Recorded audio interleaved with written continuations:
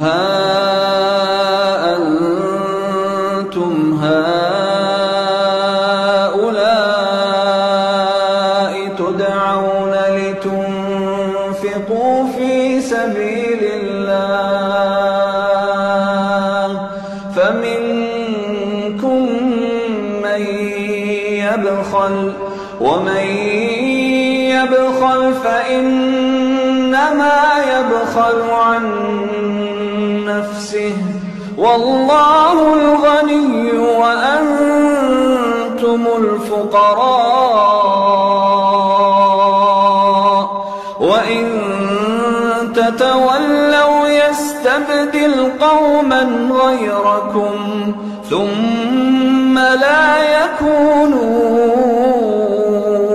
أمثالكم